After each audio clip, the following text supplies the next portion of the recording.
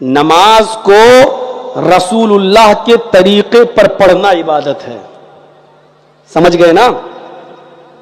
روزہ رکھنا عبادت نہیں ہے. روزے کو رسول اللہ کے طریقے پر رکھنا عبادت ہے.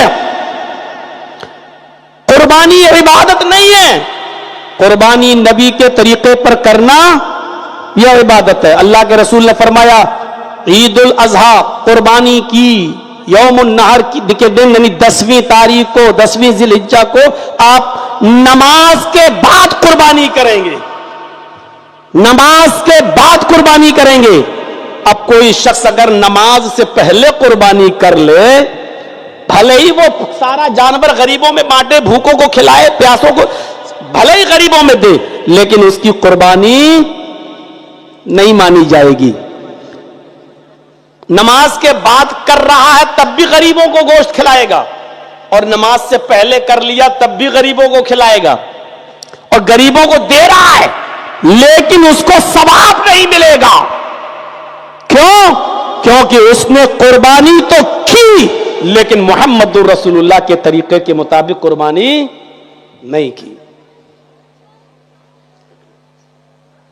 نماز پڑھنا عبادت نہیں.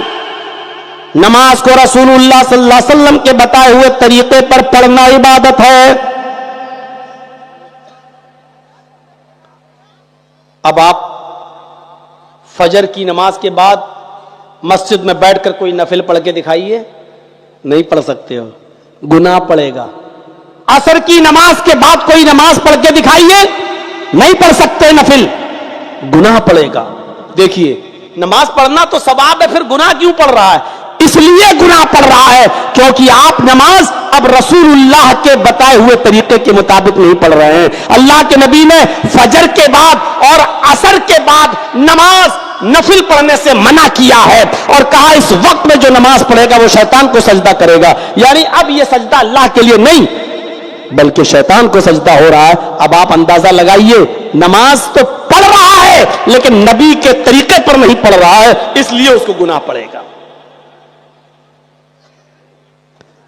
فجر کی نماز 11 بجے پڑھ کے دکھا دیجئے, نہیں پڑھ سکتے ہو. کیوں؟ فجر ہی کی نماز ایسی ہے جو وقت سے پہلے ہو ہی نہیں سکتی. ظہر کی نماز وقت سے پہلے نہیں ہو سکتی ہے. ظہر میں عصر تو کبھی کبھی پڑھی جا سکتی ہے. اللہ کے رسول صلی اللہ علیہ وسلم ظہر اور عصر کبھی کبھی احیاناً کا لفظ بخاری و مسلم میں کبھی کبھی ظہر کے ساتھ عصر پڑھ لیا کرتے تھے.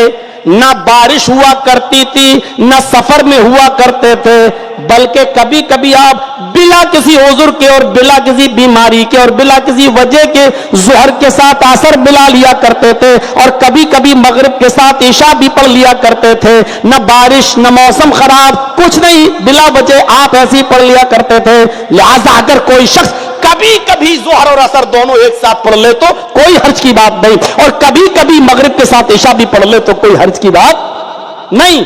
کبھی کبھی معمول نہیں بنانا چاہیے. ہاں اگر سفر میں ہے تو مغرب اور عشاء ایک ساتھ پڑھ سکتا ہے, سفر میں ہے تو ظہر اور عصر ایک ساتھ پڑھ سکتا ہے, جائز ہے. اور اپنے وطن میں اپنے گھر میں ہے اپنے بستی میں ہے تو کبھی کبھی ظہر اور عصر ایک ساتھ اور کبھی کبھی مغرب اور عشاء بھی ایک ساتھ پڑھ سکتا ہے, اس کی نماز ہو جائے گی, کوئی حرج نہیں ہے اس میں. پوری ایک یہ پوری طریقہ بتا دیا گیا. تو نماز بھی ہمیں پڑھنا ہے تو نبی کے طریقے پر پڑھنا. آپ نے کلمے کے ذریعے اپنی بیوی کو اپنے اوپر حلال کیا ہے, لیکن یہ بیوی کلمے کے ذریعے حلال تو ہو گئی ہے لیکن یہ ہر وقت آپ کے لیے حلال نہیں ہے. اگر آپ روزے کی حالت میں ہو تو بیوی کے قریب نہیں جا سکتے. دیکھیے وہی بیوی جو کلمے کے ذریعے آپ نے حلال کی ہے, لیکن روزے کی حالت میں اگر آپ نے اس سے ملاقات کر لی, ملاقات کا مطلب دعا سلام نہیں, اور آپ اتنے سمجھدار ہیں, سمجھ رہے ہوں گے میں کہنا کیا چاہ رہا ہوں.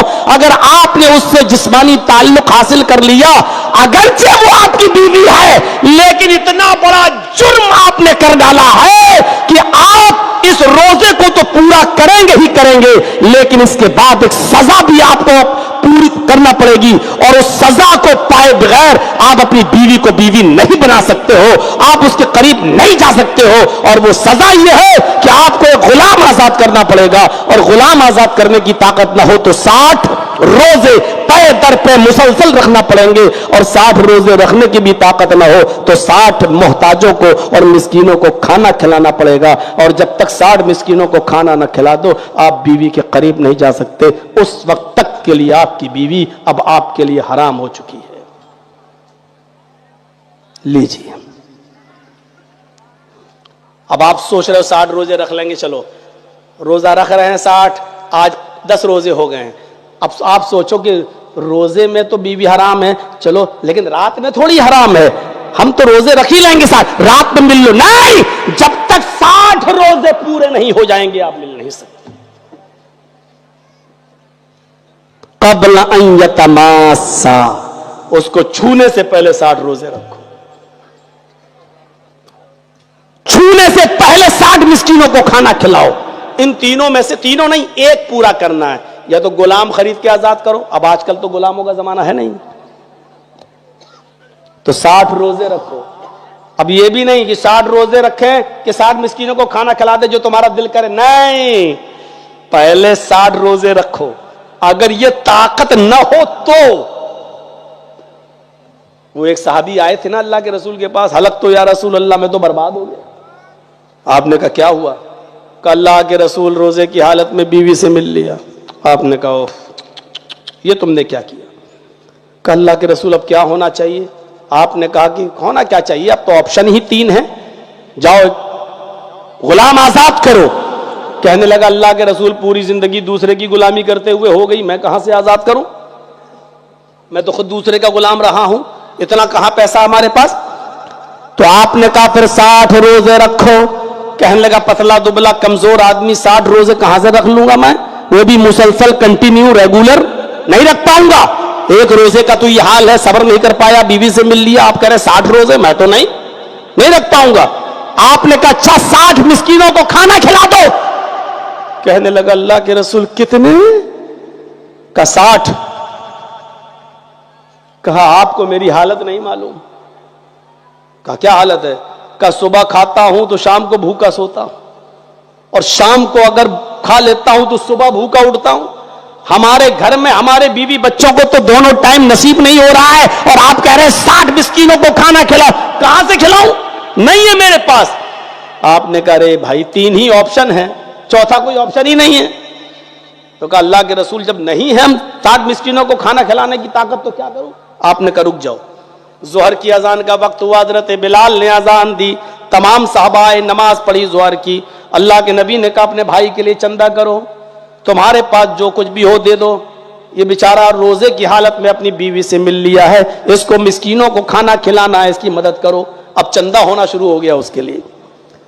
کوئی 10 کھجور لایا, کوئی 5 کھجور لایا, 10 15 20 کلو کھجوروں کا ٹوکرا بھر گیا تھوڑی دیر میں. آپ نے کہا لو چلو اچھا ہوا. آپ نے وہ ٹوکرا اٹھایا کھجوروں کا اور اس غریب آدمی کو کہا لو. اس نے کہا کیا کروں؟ کہا اپنے گاؤں میں جاؤ, اپنے قبیلے میں جاؤ, اپنے خاندان میں جاؤ, اور یہ جتنی بھی کھجوریں اپنے علاقے کے غریبوں میں کھلا دو, اپنے علاقے کے غریبوں کو دے دو, انہی کا پیٹ بھر دو, ان کو کھلا دو, اور جاؤ تمہارا کفارہ ادا ہو جائے گا, تمہاری بیوی تمہارے لیے حلال ہو جائے گی. کہنے لگا اس ٹوکرے کو کس کو دوں؟ آپ نے کہا سنا نہیں, اپنے گاؤں میں قبیلے میں غریبوں میں بانٹ دو. کہنے لگا اللہ کے رسول اللہ کی قسم میرے پورے گاؤں میں, میرے پورے خاندان میں مجھ سے زیادہ غریب کوئی ہے ہی نہیں. نہ چاہتے ہوئے بھی ہنسی نکل گئی اللہ کے رسول صلی اللہ علیہ وسلم کے چہرے پر. آپ نے کہا اچھا تو پھر جا تو ہی کھا لے, اپنے بچوں کو کھلا, اور تیری بیوی تیرے لیے حلال ہو جائے گی. سنجیدگی ہے اسلام کے اندر, حل ہے اسلام کے اندر. کسی بھی چیز کو آپ مشکل بنا رہے ہیں تو آپ اپنے لیے بنا رہے ہیں مشکل. اسلام میں مشکل نہیں ہے. آج آپ پیسے والے کیوں نہیں آ رہے حج کرنے؟ مولانا صاحب 3 بیٹیاں ہیں, ابھی ان کی شادی کرنا باقی ہے. اگر تینوں شادیوں کی شادی کرنے کے, تینوں بیٹیوں کی شادی کرنے کے چکر میں تو رک گیا اور صاحب استطاعت ہے, پیسہ ہے تیرے پاس, حج کرنے جا سکتا ہے, لیکن اس لیے رک گیا ہے کہ ہماری بیٹی کی شادی ہو جائے تب جائیں گے. بیٹی کی شادی کے لیے تو رک گیا اور حج کرنے سے پہلے تجھے موت آ گئی, تو حدیث ہے اللہ کے نبی کا فرمان ہے, ما طال المجوسیہ, ایسا آدمی مجوسیت پر مرا, اسلام پر نہیں, آگ کا پجاری ہو کر مرا. اب آپ کہو کہ پھر بیٹیوں کی شادی چھوڑ دیں مولانا, تو بیٹیوں کی شادی تو کبھی بھی کر سکتے ہو. کہا نہیں مولانا صاحب, ایک بیٹی کی شادی میں کتنے لاکھ کا خرچہ ہوتا ہے, یہ خرچہ تو تم نے اپنے اوپر خود مول لیا ہے, اسلام نے نہیں بتایا. میں نے شاید یہی کہیں کسی جلسے میں کہا تھا, شاید محلدار پاڑا میں کہا تھا کہ یہ 150, 200, 250 آدمیوں کی بارات کیوں آتی ہے, اور آ رہی ہے تو اے لڑکیوں والوں تم ان کو کھانا کیوں کھلا رہے ہو. جس لڑکی کے گھر پہ 250, 300, 200 آدمیوں کی بارات آئے, اس لڑکی کے باپ کو چاہیے کہ ایک ایک گلاس پانی پلا کے نکاح کر کے لڑکی کی رخصتی کر کے بھگا دے ان سب کو. کوئی ضرورت نہیں ان کو چکن اور مٹن کھلانے کی. کیوں کھلا رہے ہو؟ شریعت نے کہا ہے کہ لڑکی کا باپ کھلائے, نہیں. تم کیوں کھانے کے لیے پہنچ گئے لڑکی کے پاس, لڑکی کے گھر؟ کوئی کہے کہ نہیں 400 آدمی آئیں گے, مولانا جرجیز کہے گا 500 لاؤ, لاؤ ایک ایک گلاس پانی پلاؤں گا, وہ بھی منرل واٹر نہیں, ہینڈ پائپ کا, وہ بھی کنویں کا, وہ بھی سرکاری نل کا پانی, کیونکہ شریعت نے منرل واٹر 10 روپے کی بوتل بھی لڑکی کے ماں باپ کو حق نہیں دیا ہے کہ وہ کسی کو دے. یہی باتیں تو بری لگتی ہیں بڑے بڑے چودھریوں کو, سرمایہ داروں کو, مالداروں کو. یہ مولوی کیا بول رہا ہے؟ اتنے مولوی بیٹھے ہیں اسٹیج پر اور ہزاروں لاکھوں, 25 سال سے پروگرام کر رہا ہوں, کوئی ایک اٹھے اور کہہ دے اور بتا دے کہ اللہ کے رسول کی کسی حدیث میں آیا ہے کہ لڑکی والے لڑکے والوں کی طرف سے آئے ہوئے باراتیوں کو کچھ کھلائیں؟ نہیں. اور میرے سامنے ایسی ایسی مثالیں موجود ہیں. مفسر قرآن مولانا عبد القیوم صاحب رحمانی, جو یو پی کے رہنے والے تھے اور 90-95 سال کی عمر میں ان کا انتقال ہوا, کہیں جلسے میں گئے تھے, ان کو یہی نہیں معلوم کہ آج میری بیٹی کی شادی ہے. وہ آئے, ایک پیجامہ ادھر جا رہا ہے, دوسرا پیجامہ ایسے, چھڑی لے کے چلے گئے. لوگوں کو بیٹھے ہوئے گھر میں دیکھا ہے, کیوں آئے ہو بھائی, ہمارے گھر میں آج اتنی بھیڑ کیوں؟ کہ مولانا صاحب آج آپ کی بیٹی کی شادی ہے, ہم لوگ رخصتی کرانے آئے, نکاح. اچھا اچھا اچھا اچھا, آج اتنی تاریخ ہے؟ کہاں؟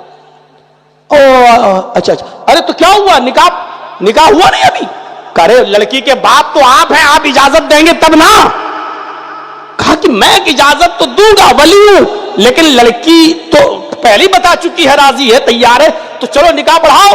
اور جیسی نکاح ہوا تو انہوں نے کہا کہ اب بیٹھے کس لیے ہو, جاؤ. لڑکے والوں سے کہا تمہارے ساتھ 2-4 عورتیں آئی ہیں نا, کہا جائیں ہمارے گھر میں بیٹی کو لے کے جائیں, اپنے گھر چلی جائیں, لے جائیں. انہوں نے صرف ایک ایک گلاس پانی سب کو پلایا تھا جتنے لوگ آئے تھے. میں خود جانتا ہوں, گواہ ہوں. سب لوگ اگر ایسا کرنا شروع کر دینا, بارات اپنے آپ ختم ہو جائے گی. لڑکی والے اگر ایسا کرنا شروع کر دیں, سب ختم. اس میں حاجی اور نوازی زیادہ ماحول بگاڑے ہوئے ہیں. داڑھی لمبی, سعودی عرب کا رومال ڈالا, کہاں جا رہے ہیں؟ بارات میں جا رہے ہیں, بارات میں جا رہے ہیں. پان منہ میں کھا رہا ہے, منہ میں رکھا ہوا ہے. ارے صاحب کہاں جا رہے ہیں؟ بارات میں جا رہے ہیں, بارات میں جا رہا ہے. یہ حاجی سب سے بڑا مجرم ہے. بارات میں جا رہے ہیں, ابے بارات کا حکم کہ تیرے باپ نے دیا ہے, شریعت میں کہاں سے آیا؟ جا رہا سعودی عرب کا رومال ڈال کے, لگتا ہے یہی سب سے بڑا مولوی ہے کہ بارات میں جا رہے ہیں, ایسے کر کے پان کھا رہا ہے, تمباکو کھا رہا ہے, بارات میں جا رہے ہیں. اور یہ میرے بھائیوں, شریعت نے آسانیاں پیدا کی ہیں, ان آسانیوں کا فائدہ اٹھاؤ. کتنی آسانی, اللہ کے رسول مجھ سے زیادہ غریب کوئی ہے ہی نہیں. آپ نے کہا جا, ہنسی آ گئی, کہا جا تو کھا لے, اپنے بچوں کو کھلا دے, اور بیوی تیری حلال ہو جائے گی, جا لے جا. اوفو. ایک عورت اللہ کے نبی کے پاس آتی ہے اور کہتی ہے کہ اللہ کے رسول, میں اپنے آپ کو ہبا کر رہی ہوں, میں اپنے آپ کو ہبا کر رہی ہوں, میں آپ کے ساتھ شادی کرنا چاہتی ہوں. دیکھیے ایک عورت کہہ رہی ہے میں آپ کے ساتھ شادی کرنا چاہتی ہوں. یہ دلیل ہے اس بات کی کہ کوئی لڑکی بھی کسی لڑکے سے ڈائریکٹ کہہ سکتی ہے کہ میں تمہارے ساتھ نکاح کرنا چاہتی ہوں, آپ کا کیا ارادہ. لیکن ایک بار رات بھر موبائلوں پہ نہیں, وہ آئی اور بیٹھ گئی, کہا اللہ کے رسول میں آپ سے نکاح کرنا چاہتی ہوں. اللہ کے نبی خاموش. اس نے پھر کہا اللہ کے نبی آپ نے سنا نہیں میں آپ سے شادی کرنا چاہتی ہوں. آپ پھر خاموش. بخاری کتاب النکاح, آپ نے, وہ پھر کہنے لگی اللہ کے نبی آپ جواب تو دیجیے ہاں یا نہیں, میں آپ سے نکاح کرنے کے لیے آئی ہوں, میں چاہتی ہوں, میں اپنے آپ کو آپ کے حوالے کر رہی ہوں. آپ کی خاموشی دیکھی تو ایک صحابی بولے کیا ہو گیا آپ کو, ہاں نا کا جواب دیجیے اس کو. اللہ کے رسول اگر آپ کو نہیں کرنا ہے تو پھر میرے ساتھ کرا دیجیے, مجھے ضرورت ہے. تو اللہ کے رسول نے ایسے صحابی کو دیکھا, اس عورت سے کہا دیکھو میں تو نہیں کر پاؤں گا, اب نہیں, تم اگر اس کے ساتھ کرنا چاہو تو کر لو, اس کو ضرورت ہے. تو کہا ٹھیک ہے, اگر آپ نہیں, پہلے تو میں آپ کے لیے ہوں, اگر آپ نہیں کرنا چاہتے تو ان کے ساتھ کر دیجیے. کہا ٹھیک ہے. اب اس صحابی کو بلائے ادھر آؤ, جو چیز میں, جو شرط ہے دیکھیے وہ کیا. آپ نے کہا مہر کیا دو گے, مہر کیا دو گے, آپ کیا مہر بولتے ہیں بہت, مہر کتنا ہے, ابے مہر تو وہ ہوتی ہے جو لگائی جاتی ہے, وہ مہر نہیں ہوتا ہے. پوچھا مہر کیا دو گے اپنی بیوی کو, ہونے والی کو, تو کہتا اللہ کے نبی وہ تو کچھ نہیں ہے میرے پاس. سوچو مہر دینے کے لیے کچھ نہیں ہو, کہہ رہا شادی کرا دو. آسانی دیکھیے اسلام کے اندر. اے اللہ کے نبی نہیں ہے میرے پاس, ما عندی شیء, کچھ نہیں ہے دینے کے لیے. آپ نے کہا اچھا ایک کام کرو, معمولی سی چیز مانگ لی, معمولی سی. آپ نے کہا گھر جاؤ اور کوئی چیز مل جائے تو لے کر آ جاؤ, جو بھی ہو. وہ گیا اور گھر سے لوٹ کر آیا تو کہتا ما وجدت شیئا یا رسول اللہ, کوئی چیز نہیں ملی گھر میں. آپ نے کہا اچھا دوبارہ جاؤ. اس نے کہا جب کچھ ہے ہی نہیں تو کیا کروں. آپ نے کہا بہت معمولی سی چیز, التمس خاتما من الحدید, لوہے کی انگوٹھی مل جائے تو وہی لے آؤ. لوہے کی, سونے کی نہیں, چاندی کی نہیں, لوہے کی. جلسے کے باہر میلہ لگا ہوگا, وہاں بک رہی ہوں گی 2-2 روپے کی, 3-3 روپے کی. لوہے کی انگوٹھی, جاؤ یہی لے آؤ. وہ اپنے گھر دوبارہ گئے, گھر میں پوچھا, لوٹ کے آئے, کہتے ما وجدت خاتما من الحدید, اے اللہ کے رسول لوہے کی انگوٹھی بھی نہیں ملی مجھے. اچھا تب کیسے تمہارا نکاح ہوگا بھائی, اس کو مہر تو کچھ دینا پڑے گا, شروعات ہی میں مہر. ابھی ایسی بہت سی ماں بہنیں بیٹھی ہوں گی جن کی شادیوں کے 25-25 30-30 سالیں گزر گئی ہوں گی اور ابھی تک ان کو مہر نہیں ملا. یہاں بغیر مہر کے شادی نہیں ہو رہی ہے, اور پتہ نہیں کون سے آپ کے علاقے کے ملا مولوی ہیں جو نکاح پڑھا بھی دیتے ہیں. میں نے آج تک کوئی نکاح ایسا نہیں پڑھایا جب تک کہ اسی دن مہر نہ لے کر اور گواہوں کے ذریعے اس مہر کو لڑکی کے ہاتھ تک نہیں پہنچا دیا. میں نے آج تک ایسا کوئی نکاح نہیں پڑھایا. یا یہ کہ ایسے لوگ ملے ہیں ہم کو, لڑکے کہنے لگے مولانا صاحب مہر میں دوں گا لیکن آپ کے ہاتھ میں نہ دے کر, رخصتی ہوگی, میری بیوی میرے گھر آئے گی, ہم اپنے ہاتھ سے دے دیں گے, آج ہی دے دیں گے. ٹھیک ہے, یہ بھی طریقہ صحیح ہے.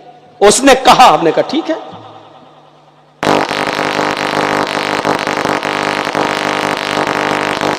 تو کیا اللہ کے رسول نہیں ملی مجھے, لوہے کی انگوٹھی بھی نہیں. تو آپ نے کہا کچھ نہیں ہے تمہارے پاس, کیسے نکاح ہوگا. کہنے لگا ہاں ایک چیز ہے میرے پاس. اوفو, چیز بھی بتائی تو کیا بتائی. کہنے لگا اندی ازار یا رسول اللہ, ایک لنگی ہے میرے پاس.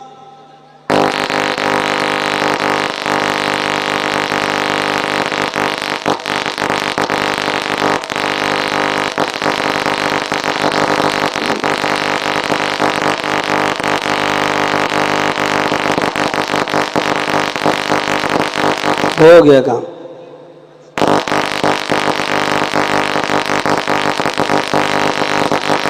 تو जनाजा इसका यहीं पढ़ना पड़ेगा माइक का।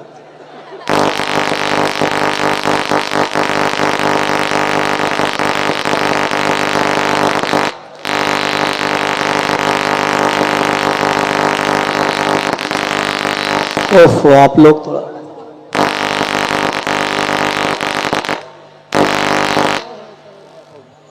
एक्सपर्ट आदमी देखो माशाल्लाह। चलिए चलिए, अगर इससे काम चल रहा तो चलाइए। हाँ, आपकी से अगर गड़बड़ होगा तो आपको पैसा रुक रुक के मिलेगा अगले साल तक। तो सुनिए मेरे भाइयों, उसने क्या कहा, एक चीज है मेरे पास अल्लाह के रसूल, क्या कहा, इंतजार, एक लुंगी है मेरे पास। और आपने कहा अच्छा, नहीं, कहा नहीं नहीं पुरानी। क्या करते हो, कहा घर पे जाता हूं, सोता हूं तो पहन लेता हूं। लुंगी भी बताई तो कौन सी, जो रोज पहन के सोता है, पुरानी। आपने कहा चलो पुरानी भी चल जाएगी, दे दो उसको मेहर में। कहने लगा उसको दे दूंगा तो फिर मैं क्या पहनूंगा। तो आपने कहा फिर बता क्यों रहे हो, तो बता रहा हूं आधी दे दूंगा फाड़ के, आधी से अगर काम चल जाए तो आधी दे दूंगा, निस्फुल्ली व निस्फुल्ला, आधी मेरे लिए आधी इसके लिए। अल्लाह के नबी ने कहा आधी तो बेकार हो जाएगी, जब फाड़ दोगे तो आधी तो उसके किसी काम की नहीं रहेगी, और आधी में तू भी क्या करेगा। तो उसने कहा मैं कुछ करूं ना करूं, कम से कम कहीं थक जाऊंगा, बिछा के बैठ तो जाऊंगा उस पर, मैं पूरी नहीं दे सकता हूं। अल्लाह के रसूल ने कहा अगर देना हो तो पूरी दो, नहीं देना तो छोड़ दो। कहने पूरी तो नहीं दे सकता हूं, निकाह हो या ना हो। बैठ गया, उठ के जाने लगा। आपने कहा इधर आओ, कहां जा रहे हो। अल्लाह के रसूल कुछ नहीं है, लोहे की अंगूठी तक नहीं है, एक लुंगी है तो आधी आप लेने रहे हैं मेहर मानने के लिए, तो हम क्या करेंगे, जा रहे हैं खेती बाड़ी करेंगे, जा रहे हैं अपने बाग में। अल्लाह के नबी ने कहा इधर आओ, ये बताओ तुम्हें कुरान कितना याद है। सब लोग सुनिएगा, आए है शरीयत देखिए, आसानी देखिए, तुम्हें कुरान कितना याद है। कहा अल्लाह के नबी सल्लल्लाहु अलैहि वसल्लम मुझे कुरान की सूरह मुल्क याद है, सूरह हश्र याद है, सूरह जुमा याद है, सूरह मुनाफिकून याद है, सूरह क़यामा याद है, सूरह दहर याद है, सूरह नबा याद है। इतनी सूरतें याद है तुमको। हाँ। आपने उस औरत से पूछा, औरत इस आदमी के पास नकद देने के लिए कुछ नहीं है, क्या कुरान की ये सूरतें तुझे याद हैं। उसने कहा नहीं।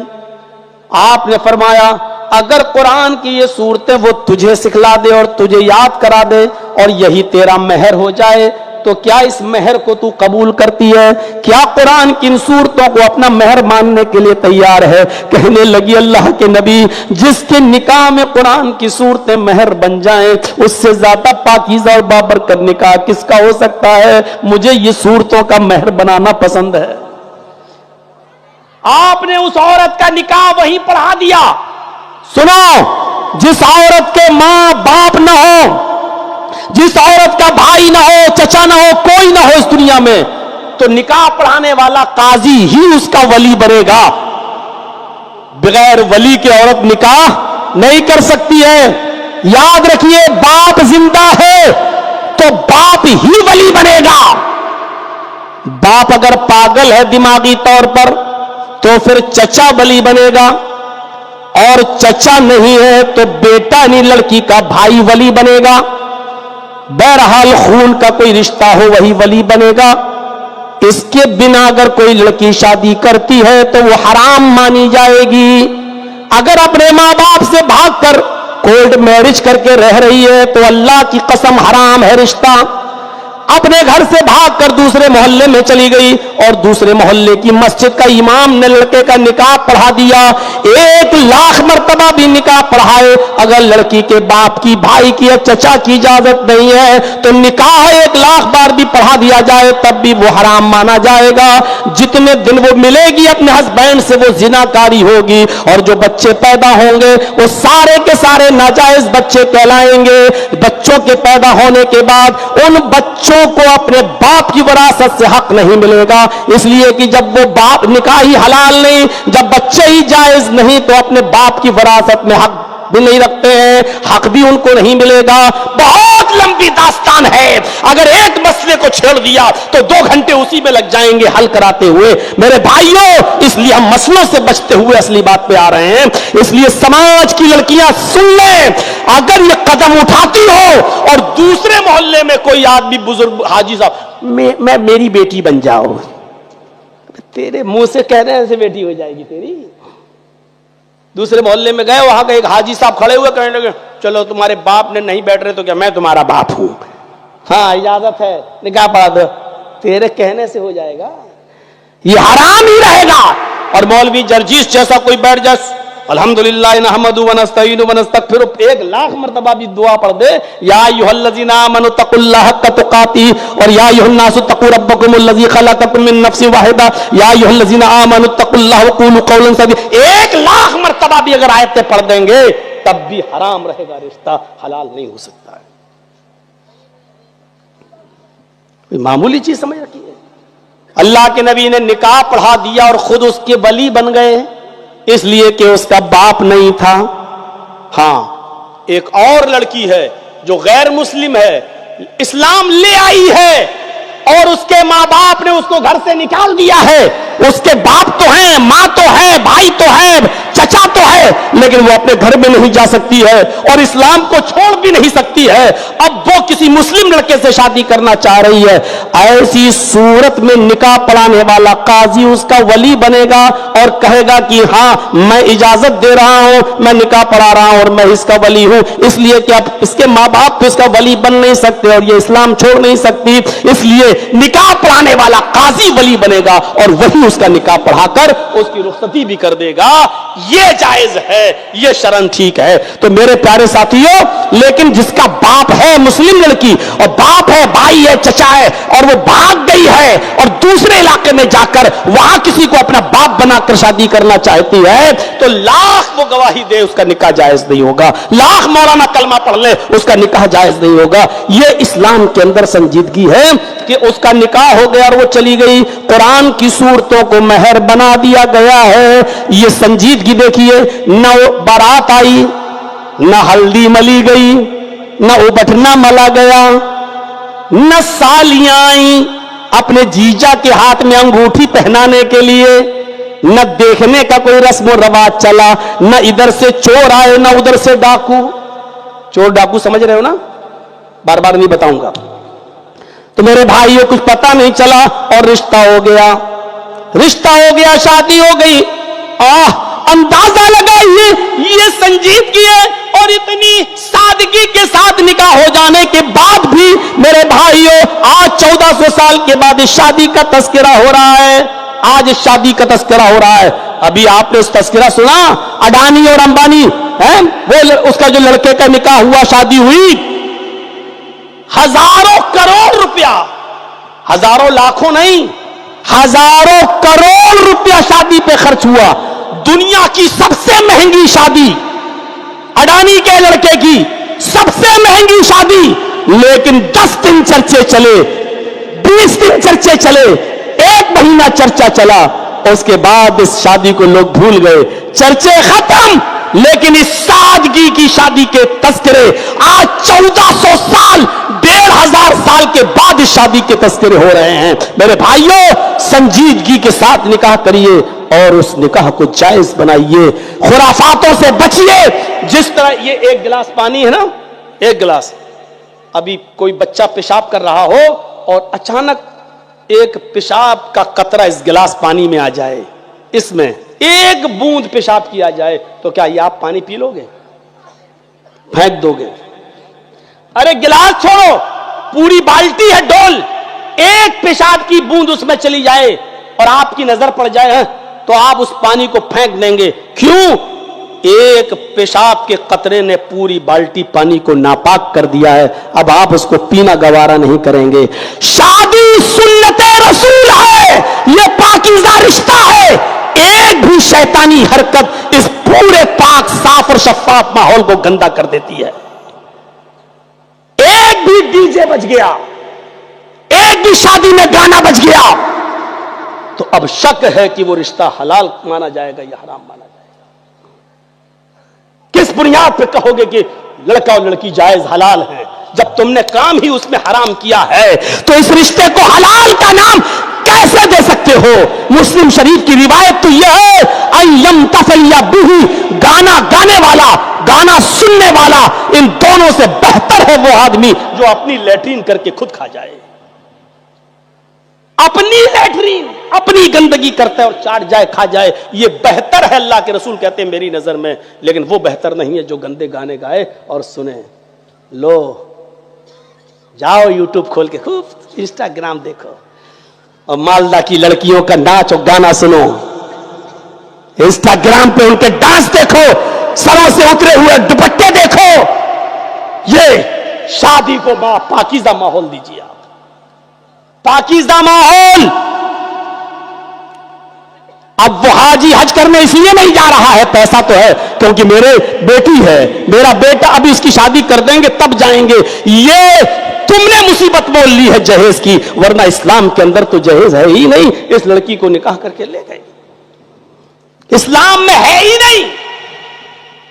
میں جس علاقے سے بھی آ رہا ہوں بہار سے، چلتا ہی جب تک پلسر یاما 5-6 لاکھ روپے کا چیک لڑکے کو نہ دو شادی نہیں ہوتی ہے۔ اِنَّا زَمَن نِکَاحِ برکتن ایسرھا مؤونتن، اللہ کے نبی کہتے ہیں سب سے زیادہ پاکیزہ نکاح اور سب سے زیادہ بابرکت نکاح وہ ہے جس شادی کے اندر خرچہ سب سے کم ہو، جس کے اندر خرچہ سب نل ہو، خرچے کا نام نہ ہو، یہ خرچہ نام کی کوئی چیز نہ ہو۔ یہی کلکتہ کی سرزمین ہے میرے بھائیوں، آج سے 25 سال پرانا وہ منظر اٹھاؤ، لڑکی کے باپ کا نام سلیم، لڑکی کا نام جمیلہ، اس کی بہن کا نام فاطمہ، غربت کی وجہ سے شادی نہیں ہوتی تھی، جو آتا تھا غربت دیکھ کر رشتہ کینسل کر دیا جاتا تھا۔ ایک جگہ رشتہ لگ گیا، سلیم صاحب خوش ہے میری بیٹی کا رشتہ ہو گیا، شادی میں 1 مہینہ رہ گیا، لڑکے والے نے جہیز کی ایک لسٹ دے دی، سلیم صاحب کے آنکھوں میں آنسو آ گئے کہ میں اتنی جہیز کی اوقات نہیں ہے میری دینے کی، رشتہ ٹوٹ گیا، اور اس لڑکے کا رشتہ ایک ایسی لڑکی کے ساتھ ہو گیا جو سرکاری نوکری کرتی تھی۔ جب سرکاری نوکری والی لڑکی اس کو ملی تو اس نے سلیم صاحب کی بیٹی سے رشتہ کینسل کر دیا۔ سلیم صاحب کی آنکھوں میں آنسو آ گئے، روتے رہے، لیکن ایک اور رشتہ 2-3 مہینے کے بعد مل گیا، اس نے یہ شرط لگا دی کہ مجھے 1 روپیہ بھی نہیں چاہیے، جو کپڑے پہنے ہوگی اسی کپڑے میں تم ودا کر دینا، مجھے 1 روپیہ بھی نہیں چاہیے، بغیر جہیز کے شادی ہم کریں گے اور شادی سنت رسول کے مطابق ہوگی۔ سلیم صاحب نے کہا ٹھیک ہے، پھر 1 مہینے کا ٹائم دو۔ ادھر سے لڑکے نے کہا جب شادی سنتی کے مطابق کرنا ہے، مجھے آپ سے کچھ لینا نہیں ہے اور مجھے بھی کچھ دینا نہیں ہے، تو 1 مہینہ کیوں، میں کل آ رہا ہوں اور کل ہی ودا کر دیجئے، رخصت کر دیجئے اور میں آپ کی بیٹی کو لے کر چلا آؤں۔ وہ لڑکا پہنچ جاتا ہے، نکاح ہو جاتا ہے، ولی کی ضرورت لڑکے کو نہیں پڑتی ہے، لڑکی کو پڑتی ہے۔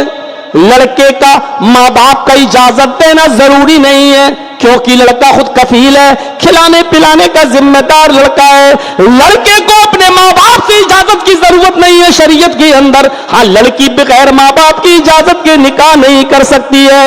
من نکحت من غیر اذن ولیہا فنکاحھا باطل فنکاحھا باطل فنکاحھا باطل، جس لڑکی نے اپنے باپ کی اجازت کے بغیر، اپنے سرپرست و ولی کی اجازت کے بغیر نکاح کیا، وہ نکاح باطل ہے، وہ نکاح باطل ہے، وہ نکاح باطل ہے۔ لڑکا لڑکی میں غلط تعلق قائم ہو گیا شادی سے پہلے، اور لڑکی کسی طریقے سے حاملہ ہو گئی، سماج کے چودھری مل کے پنچایت بٹھاتے ہیں، اتنا لمبا چوڑا جرمانہ لگاتے ہیں میرے بھائیوں کی، جرمانہ کے ڈر سے کہ اتنا تو دے نہیں پائیں گے تو چلو لڑکا لڑکی کی شادی کرا دیں۔ سن لیجئے، جو لڑکی شادی سے پہلے حاملہ ہو چکی ہے، جس کا حمل ٹھہرا ہے، حمل ٹھہرنے کے بعد اس لڑکی کا نکاح اس لڑکے سے بھی نہیں ہو سکتا ہے جب تک تک کہ وہ بچہ پیدا نہ ہو جائے، جب تک کہ وضع حمل نہ ہو جائے، بھلے ہی اسی کے ساتھ کیوں نہ نکاح کرو جس کا حمل ہے، جب تک وہ بچہ پیدا نہ ہو جائے اس لڑکی کا نکاح جائز نہیں ہے، اور اس لڑکے کا نکاح بھی جائز نہیں ہے۔ ہاں کرتے ہیں بہت سے لوگ، چل رہا ہے کٹیہار اور بہار تو بھرا پڑا ایسے کیسوں سے، لڑکی حاملہ ہو گئی، اب لڑکی کے ماں باپ نے کہا تم نے میری بیٹی کی عزت پامال کر دی، اب تم نکاح کرو، اور کرائے کی ٹٹو مولوی کتنا ہے، اپنی جماعت میں کتنے مولوی ہیں جو نکاح پڑھا دیتے ہیں کہ چلو تیرا حمل تو ہی اس کو رکھ۔ میرے بھائیوں، شادی سے پہلے جو حمل ٹھہرا ہے وہ حرام ہے، اب تمہارے نکاح سے حلال نہیں ہو جائے گا، کیونکہ لڑکی ہی جب حلال نہیں تو بچہ کیسے حلال ہے؟ شادی اب ہوئی ہے تو بچہ تو شادی سے پہلے کا ٹھہرا ہوا ہے، نکاح تو تیرا اب ہوا ہے، تو اس بچے کو حلال کیسے کہا جائے گا؟ وہ بچہ جب پیدا ہوگا تو بھلے ہی تو اس کا باپ کیوں نہ بن جا، بھلے ہی اس کے اور ماں سے نکاح کیوں نہ کر لے، لیکن وہ بچہ اپنے باپ کی وراثت میں حق نہیں پائے گا۔ کیوں؟ اس لیے کہ وہ اس کا بچہ نکاح حلالی بچہ نہیں ہے۔ بہت سے قانون ہیں، ہم اس طرف ابھی نہیں جانا چاہتے ہیں۔ میرے پیارے ساتھیوں، ایک اشارے کے طور پر میں نے یہ بات آپ کے سامنے کر دی، سماج کے لوگوں بچو، آپ اس لڑکی کا شادی اس لڑکے سے حمل کی حالت میں نہیں کرا سکتے ہو جس کا حمل ٹھہر گیا، بھلے ہی اسی کا ہو، نکاح بھی اسی کے ساتھ ہو رہا ہو، لیکن چونکہ حمل ٹھہر گیا اور حالت حمل میں نکاح نہیں ہے، جب تک کہ حمل وضع نہ ہو جائے اور حمل کو جب پیدا نہ ہو جائے، جب تک بچہ، اب بچہ پیدا ہو گیا، اب وہی لڑکا اس لڑکی سے شادی کر سکتا ہے، لیکن یہ بچہ اس کے باوجود بھی حلال نہیں مانا جائے گا۔ شرعاً تو اس بچے کو اس کے باپ کا نام بھی نہیں، بن لکھا جاتا نا، بن ہے فلاں صنوف میں اس کا نام بھی نہیں لکھا جائے گا، شرعاً یہی ہے، لیکن سماج میں چل رہا ہے اب تو اس کو باپ بیٹے کا نام بھی دینا پڑتا ہے۔ اب سوال یہ ہے کہ جرجی صاحب اگر اس کو باپ کا نام یا نہ دیں تو پھر وہ اپنا باپ کس کو ڈھونڈے گا؟ یہ ایک الگ مسئلہ ہے، اور اس پر اگر ہم نے بحث چھیڑ دی تو بہت لمبی بحث چھڑ جائے گی۔ میرے بھائیوں آگے بڑھیے، میں کہنا یہ چاہ رہا تھا کہ من نکحت من غیر اذن ولیہ، جس عورت نے نکاح کیا اپنے سرپرست کی اجازت کے بغیر وہ نکاح باطل ہے۔ سلیم صاحب کے پاس وہ لڑکا آ گیا، نکاح ہو گیا، وہ اپنے ماں باپ بھی لایا تھا لیکن ماں باپ فرضی تھے، اس نے بھوپال سے اپنے ایک بوڑھے کو پیسہ دیا، ایک عورت کو پیسہ دیا، میاں بیوی دونوں بوڑھے، اور پیسہ دے کر ماں باپ بنا کر لے آیا۔ اس کے بعد وہ نکاح کے بعد اس لڑکی کو لے گیا جس کا نام جمیلہ تھا، اس لڑکی کو لے جاتا ہے، بھوپال اترنے والے یہ بوڑھے لوگ اتر جاتے ہیں اور لڑکی کو اپنے ساتھ حیدرآباد لے جاتا ہے۔ 3 دن اس لڑکی نے اس لڑکی کو اپنے پاس رکھا، اور 3 دن کے بعد حیدرآباد کی ایک 5 اسٹار ہوٹل میں اس لڑکی کو 20,000 روپے میں نیلام کر دیتا ہے۔ 20,000 روپے میں بیچ دیا اس لڑکی کو اور بھاگ گیا۔ وہ روتی رہی، وہ چیختی رہی، جو لڑکا اس کے پاس آتا ہوٹل کے مالک کو پیسہ دے کر، وہ اس کے سامنے ہاتھ جوڑتی تھی، گڑ گڑاتی تھی کہ میں ایسی نہیں ہوں، میرے ساتھ دھوکا ہوا ہے، لیکن جس نے پیسہ خرچ کیا وہ کیوں چھوڑے گا؟ مالک الگ مارتا تھا۔ اسی حال میں کئی دن گزر گئے، پتہ نہیں کسی لڑکے کو اس کے اوپر رحم آ گیا، جب اس نے ہاتھ پیر جوڑے تو کہنے لگا تم گھبراؤ نہیں، تم پریشان لگتی ہو، تم مجھے اپنی پوری داستان بتاؤ۔ اس نے رو رو کر اپنی داستان سنائی، اس نے کہا میں تیرا بھائی ہوں، مارو گولی، جو پیسے میرے مالک کے پاس گئے ہیں جانے دو، بتاؤ میں تمہارے گھر کیا خبر پہنچاؤں؟ اس لڑکی نے کہا تم ادھر منہ کر کے لیٹ جاؤ، میں ایک لیٹر لکھتی ہوں اور اس لیٹر کو میرے گھر پہنچا دینا۔ اس نے ایک لیٹر لکھا، پڑھی لکھی تھی، اور لیٹر لکھنے کے بعد اس نے اس لیٹر کو چپکا دیا اور اس لڑکے کو رات میں ہی دے دیا کہ تم چلے جاؤ، اور سنو یہ لیٹر میرے گھر میرے باپ کے ہاتھ میں دینا، اور تمہیں قسم دیتی ہوں، اللہ کا واسطہ دیتی ہوں، اس لیٹر کو تم پڑھنا نہیں۔ اس نے کہا یہ تمہاری امانت ہے، میں کیوں پڑھوں گا؟ اس نے اس لیٹر کو پکڑا، رات ہی میں وہ نکل گیا، اور جو ٹرین کلکتہ سے حیدرآباد سے کلکتہ آنے والی تھی اسی ٹرین میں بیٹھ جاتا ہے، है। 2 दिन के बाद वो कलकत्ता उतरता है। एड्रेस उसको लड़की दे चुकी थी, वो एड्रेस के मुताबिक आता है, एड्रेस के मुताबिक आता है और घर तलाश करके सलीम के घर पहुंच जाता है। दरवाजे को दस्तक देता है, सलीम साहब दरवाजा खोलते हैं। दरवाजे पर अजनबी आदमी को देखते हैं। कहा कि मुझे तुम्हारी बेटी जमीला ने भेजा है और ये लेटर तुम्हें दिया है। बाप के चेहरे पर मुस्कुराहट आ गई, मेरी बेटी का पहला लेटर आया है। उसने लड़के को अंदर बुलाया और ये खबर जब घर के लोगों को पता चली तो आसपास की सहेलियां भी आ गईं। कहने लगी लेटर पढ़ के सुनाओ, जमीला क्या बता रही है, उसकी खैरियत कैसी है, खुश तो है, जरा बताओ तो सही। जाने के बाद भूल गई हमें।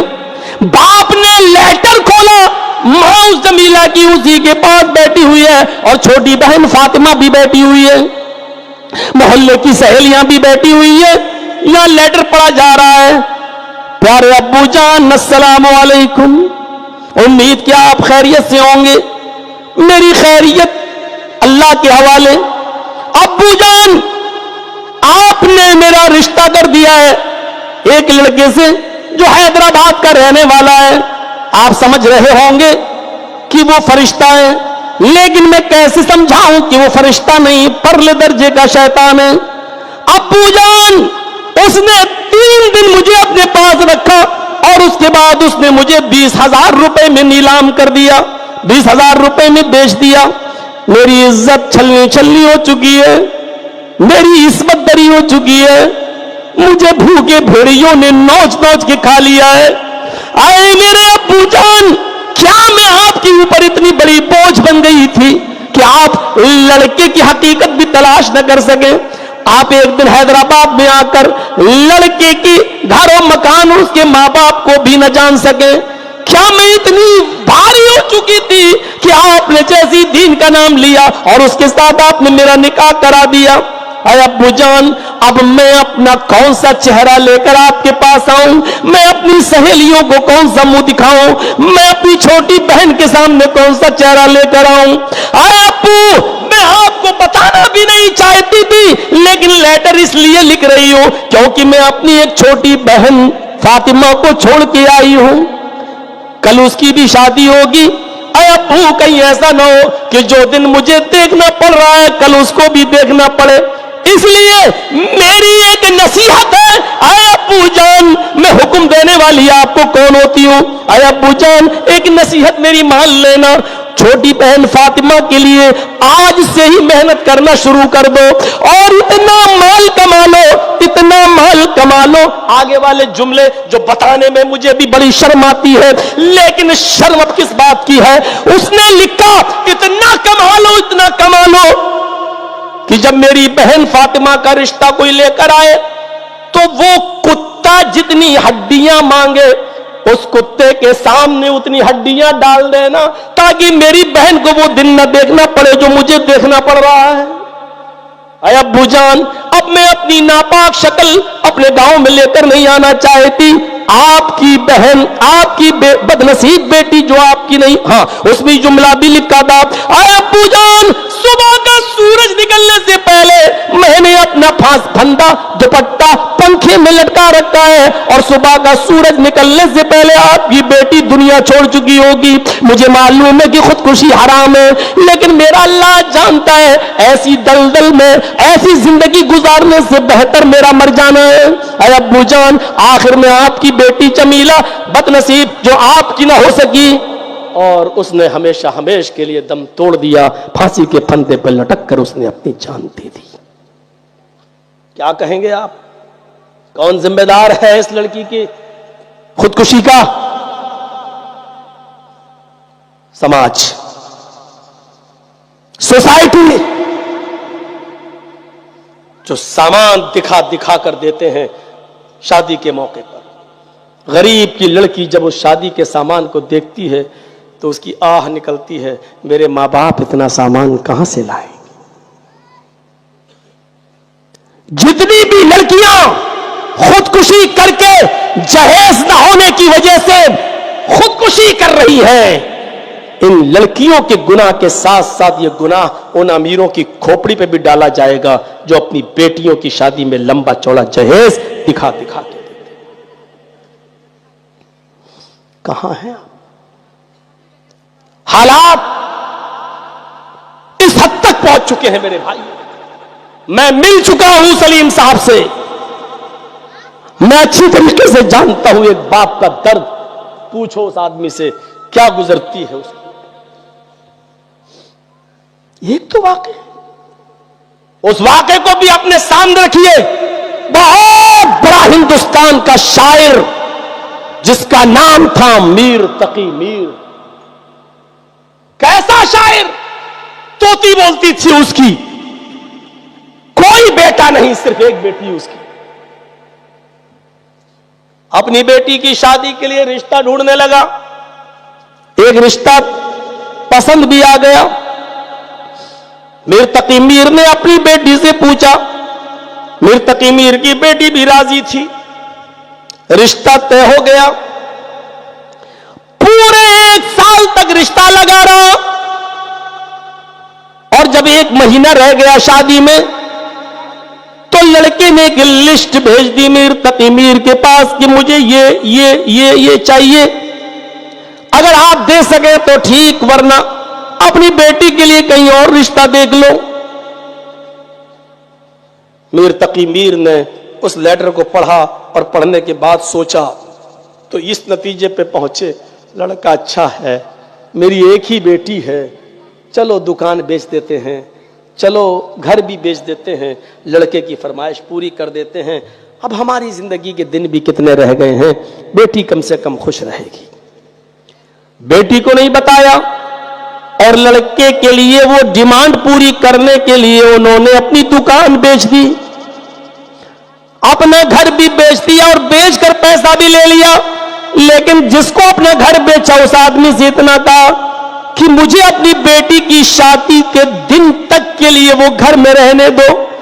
میری بیٹی کی شادی ہو جائے گی, رخصتی ہو جائے گی, اس کے بعد 2-4 دن کے بعد میں اور میری بیوی ہم دونوں اس گھر کو چھوڑ دیں گے اور کہیں رینٹ پہ, کہیں کرائے پہ رہ لیں گے, کہیں جھونپڑی میں رہ لیں گے.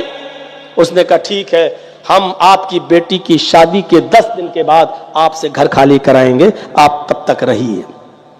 ادھر گھر کی قیمت مل گئی, ادھر دکان کی قیمت مل گئی, اور لڑکے نے جو ڈیمانڈ کی تھی وہ ساری کی ساری چیزیں آ گئیں. ادھر وہ دن بھی آ گیا, شادی کی تاریخ بھی آ گئی, اور لڑکا بارات بھی لے کے آ گیا. ادھر نکاح بھی ہو گیا, کھانا بھی کھلا دیا گیا. اب آخری رسم پوری ہو رہی ہے. لڑکی کو لال رنگ کے جوڑے میں تیار کیا گیا, اس کو دلہن بنایا گیا. میرے بھائیوں, جب وہ لڑکی دلہن بن کے تیار ہوتی ہے, اور جب لڑکے کی بہنیں اور لڑکے کی خالہ جب اس لڑکی کو دلہن بنا کر گاڑی میں بٹھانے کے لیے لے جا رہی ہے, تب لڑکی اپنے باپ, اس کا بھائی تو تھا ہی نہیں, نہ اور بہنیں, اپنے باپ کے گلے سے چپک کر روتی ہے, کبھی اپنی ماں سے گلے سے چپک کر روتی ہے. اور جیسے ہی وہ اپنے باپ کے گلے سے چپک کر روئی, باپ نے کہا بیٹی اس میں رونے کی کیا بات ہے, تم تو اچھے گھر میں جا رہی ہو, آرام سے رہو گی, میری بیٹی تمہیں نیا گھر مبارک ہو, میری بیٹی تمہیں سسرال مبارک ہو. اب تم جاؤ, اور تمہاری یہ ماں ہے, ارے لڑکے کی ماں, تمہاری ماں اب یہ تمہیں لے کر گاڑی میں بیٹھے گی, یا لڑکے کی بہن تمہیں لے کر گاڑی میں بیٹھے گی, جاؤ اور سسرال کا خیال رکھنا, اپنے ساس سسر کا خیال رکھنا, شوہر کا خیال رکھنا. یہ کہہ کر اس نے اپنی بیٹی کو ودا کر دیا. روتے ہوئے اس نے اپنے باپ کے سینے سے اپنا سر ہٹایا, اور لڑکے کی بہن کے ساتھ یہ گاڑی میں بیٹھنے جانے لگی. اتنے میں اس کی ایک سہیلی آئی, وہ اپنی سہیلی کے گلے سے چپک کر رونے لگی. ہوتا ہے سہیلی, میری سہیلی, اب ہم اپنے سسرال جا رہے ہیں, تم یہاں رہو گی. وہ سہیلی اپنے گلے سے لگاتی ہے اور کان میں کہتی ہے, آئے میر تقی میر کی بیٹی, اے میری دوست, اے میری سہیلی, شادی تجھے آباد ہو, شادی تجھے مبارک ہو, تیرا گھر تو آباد ہو گیا لیکن تیرا باپ برباد ہو گیا. اس کے منہ سے بس اتنا نکلا, میری سہیلی تیرا گھر تو آباد ہو گیا لیکن تیرا باپ برباد ہو گیا. وہ الگ لے گئی روتے ہوئے, میری سہیلی تمہیں دوستی کا واسطہ, مجھے بتاؤ کیا ہوا؟ اس سہیلی نے روتے ہوئے بتایا تمہیں نہیں پتا؟ کہا نہیں، تمہارے باپ کی دکان بک گئی، جس گھر میں تم پلی ہو، بڑی ہو، پل بڑھ کر جوان ہوئی ہو، تمہارے جانے کے بعد 10 دن کے بعد یہ گھر بھی تمہارے باپ کو چھوڑنا پڑے گا۔ یہ سب کیسے ہوا؟ کہا یہ لسٹ تمہارے شوہر نے شادی سے پہلے دی تھی اور تمہارے باپ نے رشتہ اچھا سمجھ کر اس شرط کو قبول کر لیا، دکان بیچ دی، مکان بیچ دیا، صرف تیری خوشی کے لیے۔ ادھر جلدی سے وہ سہیلیاں آ گئیں اور لڑکے کی بہنیں اور خالہ وغیرہ، اور کہا بیٹی چلو دیر ہو جائے گی، جلدی چلنا۔ اس کو اٹھا کر کار میں بٹھا دیا۔ 2 گھنٹے کا سفر، لڑکی سسرال پہنچ جاتی ہے۔ اب اس علاقے کی لڑکیاں دلہن کو دیکھنے آتی ہے، 2 گھنٹے وہاں نشان ستم بنی رہی۔ رات کا تقریباً 12-1 بج گیا، تب لڑکی کا کمرہ خالی کرایا گیا اور پھر اس کے شوہر کو اپنی بیوی کے روم میں بھیجا گیا۔ جیسی وہ بیڈ پر بیٹھتا ہے لڑکا اور اپنی بیوی کے سر سے اوڑھنی کو اتار کر اس کے بال کو پکڑنا چاہتا ہے، لڑکی اپنے شوہر کے ہاتھ کو ہٹا کر کہتی ہے مجھے ٹینشن ہے، میرے سر میں درد ہے، آج تم ہم سے بالکل بات نہیں کرو، چلو تم یہاں سو جاؤ، مجھے بھی تھوڑا گھبراہٹ ہو رہی ہے۔ کہنے لگا کیا کہہ رہی ہو تم؟ آج کی رات ہر لڑکے اور لڑکی کو انتظار ہوتا ہے، یار مانو والی رات ہوتی ہے اور تم ایسا کہہ رہی ہو۔ اس نے سیدھے کہا سنو، تم نے مجھ سے پیار ہی کب کیا؟ تمہیں تو میرے باپ کی دولت سے پیار تھا، میرے باپ کی دکان بکوا دی، میرے باپ کا مکان بکوا دیا، اگر یہ بات مجھے 1 دن پہلے بھی معلوم ہو جاتی تو تیرے اس رشتے کو میں اپنی چپل کی نوک پہ ٹھکرا دیتی۔ تم جس مال و دولت سے محبت کرتے ہو وہ نیچے رکھا ہوا ہے تمہاری اماں کے پاس، جاؤ اسی کے ساتھ سو جاؤ، ہمارے اس روم کو آج کے لیے خالی کر دو۔ اس نے ضد کی کہ دیکھو یہ بحث کرنے کے لیے پوری زندگی پڑی ہے، آج کی رات تو حجتوں میں نہ گزارو۔ اس نے ہاتھ پکڑ کے کھینچنا چاہا، لڑکی بیڈ سے گر گئی اور جیسی بیڈ سے گری کہ لڑکی کی روح قبض عنصری سے پرواز کر گئی۔ میر تقی میر کی بیٹی کو ہارٹ اٹیک پڑا اور مر گئی۔ جنگل میں آگ کی طرح خبر پھیل جاتی ہے، ابھی ابھی آئی اور اس کا انتقال ہو گیا۔ صبح تک یہ خبر پورے علاقے میں پھیل گئی۔ ادھر میر تقی میر فجر کی نماز پڑھنے کے لیے اپنے محلے کی مسجد میں گئے اور وہاں چرچے ہوئے تو پتہ چلا کہ میری بیٹی سسرال میں انتقال کر گئی۔ جب تک فجر کی نماز پوری ہوئی سسرال سے بھی کچھ لوگ آ گئے لڑکی کی اور میر تقی میر سے کہا آپ کی بیٹی کو ہارٹ اٹیک پڑا اور وہ ختم ہو گئی۔ میر تقی میر کی بیٹی نے اپنی بیوی کو سے بولا چلو بیٹی کا انتقال ہو گیا، تو پھر وہی سہیلی سامنے آئی، کہنے لگی میر تقی میر سے آپ کی بیٹی کو ہارٹ اٹیک نہیں پڑا، آپ کی بیٹی کو میں نے بتا دیا کہ تیرا گھر آباد ہو گیا لیکن تیرا باپ برباد ہو گیا، اس صدمے نے تیری بیٹی کی جان لے لی۔ میر تقی میر اپنی بیوی کو لے کے جاتے، صبح کے 9 بج چکے، بیوی تو گھر کے اندر چلی گئی، میر تقی میر جا رہے بیٹی کی سسرال تو ان کو روک دیا گیا، ابھی تمہاری بیٹی کو غسل دیا جا رہا ہے، ابھی تم اپنی بیٹی کو نہیں دیکھ سکتے۔ وہ باہر بیٹھ گئے، تھوڑی دیر کے بعد سفید رنگ کے کفن سے بیٹی کو لپیٹ دیا گیا، ناک میں کاٹن روئی لگا دی گئی اور پھر میر تقی میر کو خبر دی گئی آئیے اور اپنی بیٹی کی لاش کو دیکھ لو۔ میر تقی میر جیسے ہی گھر کے اندر جاتے اور اپنی بیٹی کے چہرے پر نظر ڈالتے، روتے ہوئے میر تقی میر کا حال برا ہے، اپنی بیٹی کے کفن پر نظر ڈالتے کہتے میری بیٹی میں نے تو لال رنگ کے کپڑے میں سرخ جوڑے میں تجھے رخصت کیا تھا، یہ سفید رنگ کا کفن تو میں نے تجھے نہیں دیا، یہ سفید رنگ کا کفن کہاں سے آیا؟ میر تقی میر کا داماد کہتا ابو क्या बोले चले जा रहे हो? अच्छा तुम तो शौहर हो, दामाद हो मेरे, अच्छा वो लिस्ट लाओ कहाँ है जो तुमने सामान मांगा था मुझसे? उसने कहा अब्बू वो लिस्ट तो आप ही के पास है, हमने आप ही को दी। मीर तकी मीर कहते हाँ वो तो मुझे दी थी, तभी तो मैंने इंतजाम किया। जेब में हाथ डाला, लिस्ट निकाली, कहा मेरे दामाद इसमें कफन कहाँ लिखा हुआ है? तुमने जो चीजें मांगी थी वो सब है, ये कफन कहाँ है? ये तो तुमने नहीं लिखा था। कहा आपको क्या हो गया है? कहा मैं यही तो जानना चाहता हूं कि तुम कफन लिखना क्यों भूल गए थे? सब कुछ तुमने मांग लिया, सिर्फ मेरी बेटी को तुमने कफन दिया। काश ये कफन भी लिख देते ताकि मेरी बेटी के जिस्म पर वही कफन होता और तेरे घर का कोई चीज मेरी बेटी के सर पे जिस्म पे ना होती। क्या समझते हो तुम अपने आप को? मेरी बेटी को हार्ट अटैक पड़ सकता है। अरे मेरी बेटी को तेरे जहेज की लिस्ट ने सदमे में पहुंचाकर उसका हार्ट फेल हुआ है, हार्ट अटैक हुआ है, उस डिमांड ने किया है।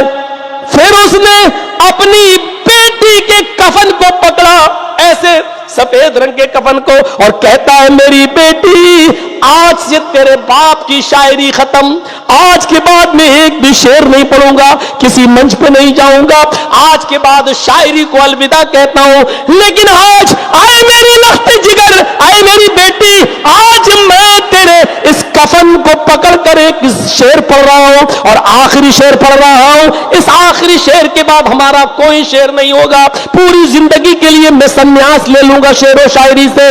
फिर मीर तकी मीर ने अपनी बेटी के कफन को पकड़ा और पकड़कर कहता है अब आया है ख्याल आराम जा इस नामुरादी में, अब आया है ख्याल आराम जा इस नामुरादी में, कफन देना तुझे भूले थे हम असबाब शादी में। अरे मेरी बेटी अब ख्याल आया है असबाब शादी में मैंने तुझे कफन नहीं दिया, काश ये कफन भी तुझे तेरे बाप की तरफ से मिला होता।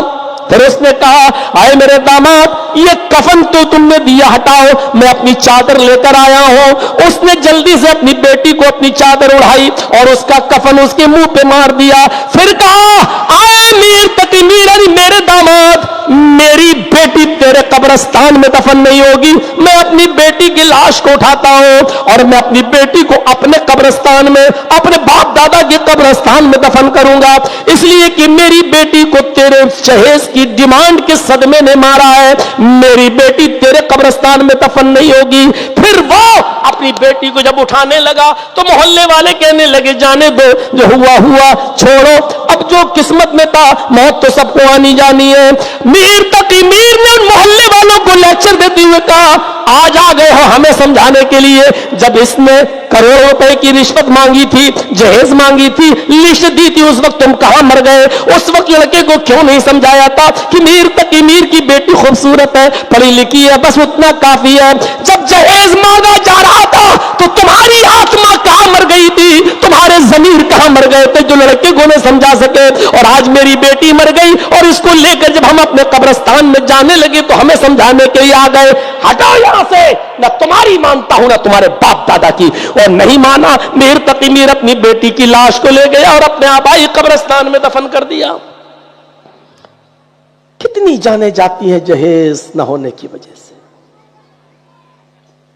हर चीज आप तय कर लेते हैं, हर चीज आप समाज में पंचायत बिठा के तय कर लेते हैं। यह तय क्यों नहीं होता है कि जो जहेज देगा उसका बाइकाट, जो जहेज लेगा उसका बाइकाट? इस इलाके के और इस बस्ती के मौलवी ये तय क्यों नहीं करते कि जहां जहेज लिया और दिया जाएगा वहां हम निकाह पढ़ाने के लिए नहीं जाएंगे? ये सब पंचायतों में तय क्यों नहीं होता है? अभी कोई लड़का लड़की लेके भाग जाए, अभी पंचायत बैठ जाएगी और इसको इतनी सजा, इसको इतनी सजा, सारी सजा लड़के को दी जाती है। 5 लाख जुर्माना दो, तुम लेके भागे। अरे लड़की की मर्जी ना होती तो लड़का लेके भागता, लड़की की मर्जी भी भागने में शामिल है, लेकिन सजा सिर्फ लड़के को दी जाती है। 2 लाख, 3 लाख, 5 लाख का जुर्माना, यह कौन सा फैसला है? और ऐसा फैसला जिस पंचायत में होता है, कयामत के दिन अल्लाह की पंचायत में आए पंचायतियों तुम्हें घसीटा जाएगा। सिर्फ लड़के पर जुर्माना लगाकर लड़की को आजाद कर देते हो। अल्लाह के आजाब से डरो, कयामत के दिन तुम उसके फैसले से नहीं बच सकते हो। इंसाफ करो तो साफ इंसाफ करो। जब कुरान हमें यह बता रहा है कि लड़के और लड़की में जब गलत काम होता है तो उसमें लड़की की जिम्मेदारी ज्यादा होती है। जब लड़का लड़की एक दूसरे को लेकर भागते हैं तो उसमें लड़की का किरदार ज्यादा होता है। तो आप सिर्फ लड़के को सजा देने वाले कौन होते हो? जब कुरान ने यह कहा है अज़्ज़ानियतु वज़्ज़ानी फजलिदू कुल्ला वाहिदतिन मिनहुमा, नियत जल्दा, जिनाकार लड़की और जिनाकार लड़के दोनों को 100 कोड़े मारो। पहले लड़की का लफ्ज, बाद में लड़के का लफ्ज। पहले लड़की के लिए कहा जिना करने वाली लड़की, बाद में कहा जिना करने वाला लड़का। दोनों को 100 कोड़े मारो। अगर शादीशुदा नहीं है तो, कुआरे हैं तो 100 कोड़े मारो।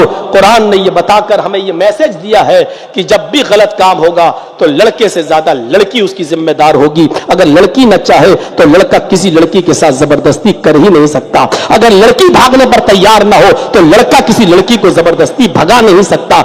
इसलिए फैसला करो तो